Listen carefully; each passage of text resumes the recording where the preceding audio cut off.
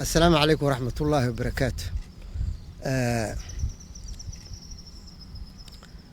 waxaan fiirinayay statistikada Afrika. waxaan nahay hadda marka tiro laga bilaabo. waxaan nahay wadanka 13aad ee ugu tirada badan la Afrika. wax la yaab leh. Afrika oo konton iyo dhowr ah numberka 13aad marayna. waxaan kaloo fiirinayay halkii milyan oo qof konton iyo 3 qof ku dhacay.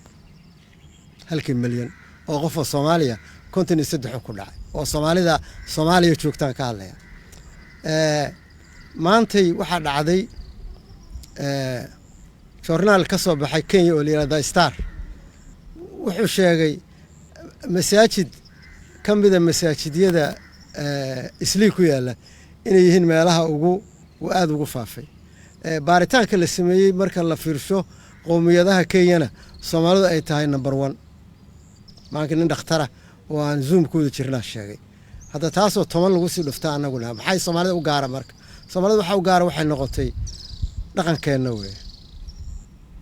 dhaqankeena weeye waxa dhibka keenaya hadda waxaan rabnaa inaan dhaqankii bedelno dhaqanka see lagu bedeli karaa wacyigelinta tirada badan leh oo dhaqaatiirta iyo culimada iyo madaxdu ay sheegayaan in la qaato weeye marka taasna ogaada bisad meesha ka ordaan u jeedaa bisadu cudurka hadduu ku dhaco waa gudbi kartaa iska jira waxa jira marka dhalinyaradii wali waxaan ku celcelinayaa dhalinyaradu dadka ha maqasho dhalinyaradu wacyigelinta ha maqasho waxaan maqli jiray maamaadeed 20 jir intuu geed ka boodo maxay waxaas ka boodaa oo talada ka boodaa dhalinyaradu waxa jira qaar wadnaha la qaar neef qaba qaar TB qaba qaar cudurro kala qaba intuba waa jiraan hadda intuba khatar horta ugu jiraan ayagu ha ogaadeen mid labaad waa taan sheegayo cudurka way dhalinyaradu sii faafinaysa oo waa taan u baxshay iyadana ha noqon dilaaga qarsoon adoo kama warqabtid laakiin wixii baad gudbinaysaa taas waa iga qodobka kale jira waxa weeye walaalayaal goboladii geedku waa ku sii fidahaya waxaan kula tali lahaa maamulada gobolada inay taxadar badan sameeyaan inaysan sugin inta dadku cudurka galahayo wacyigelinta xoog badan leh hadeer ha bilaabeen warbalaay madax la qabtay leedahay ma la qabta male hadeer bilaaba hadeer shaqadii fuliya hadeer u soo jeesta ina dhamaantiin aad gacnaha isku qabsataan oo aad wacyigelin xoog badan sameysaan hadeer magaalada kala xirxira hadaad kala xiri kartaan hadeer transportationka iska qabta xamar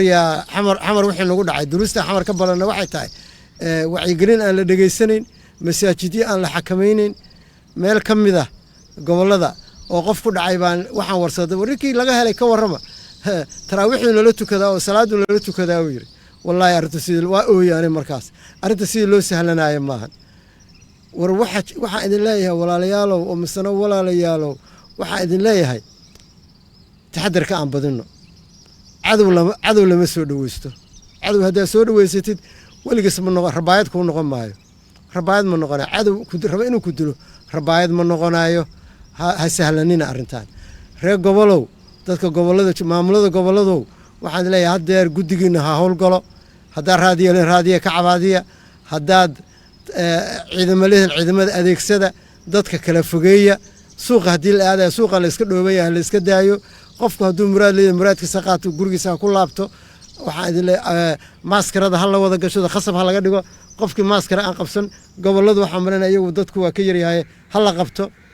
hal la ganaaxo hal la xayiro qofkaas waxaan leeyahay isku dadaala inaad harqaanleydiinu ay tasho mariyii laba maraal rabaa inay ka kooban tahay mara gudaha ah iyo mara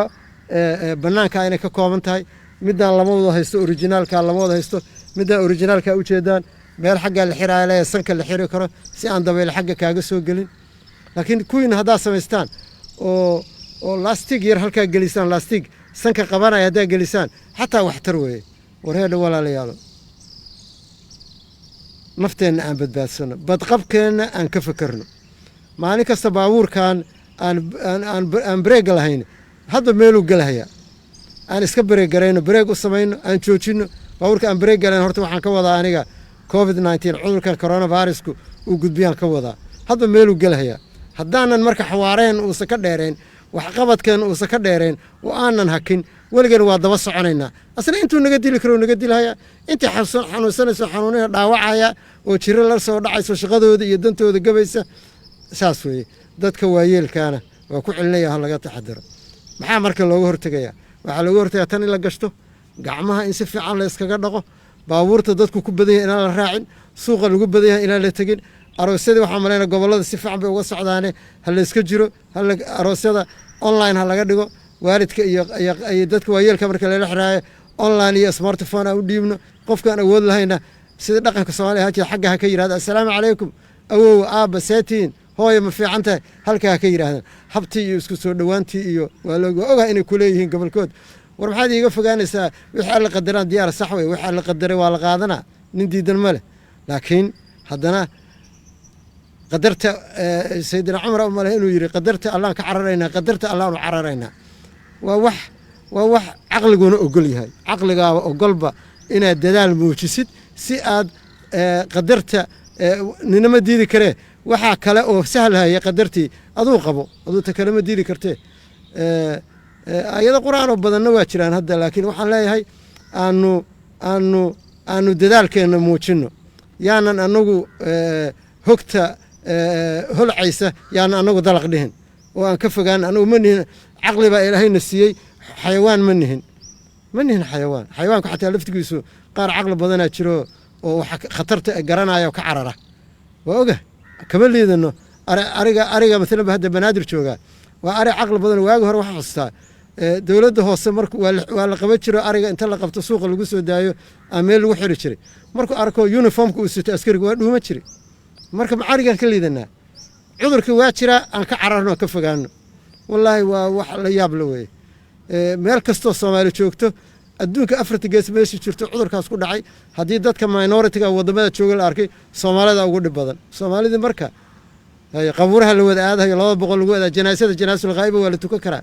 qabuuraha la wada aadayo la duugay dad tiimaan sameynay ayaga duugaya ka cararina ayaga idin duugaya idinka aadina hal qof laba qof raacdo hal kala fogaado gacmaha sadii jeer saabuni biyaha la iskaga dhaqo baabuurtan la wada saaray la wada fuulin aad bay ii dhibaysaa iyadoo iskuulaadkii la xiray jaamacadihii la xiray ayaa oo intaasba dadaal laga waday waxa ii nasiib darro ah in oo weli cudurkii uu si raba noo galayo marka gobollada hadda waqtiga haysataan anu waxaan dhihi lahaa 1 iyo 2 iyo 5 iyo amaraysaan madaxda gobollada waxaan dhihi lahaa enforce gareeyo oo xoojiya wacyigelinta socota si u hirgeli lahayd hal xoojiyo ilaahayna hana badbaasho ilaahayna aan tawakalno hasheenana aan dabrano wassalaamu calaykum.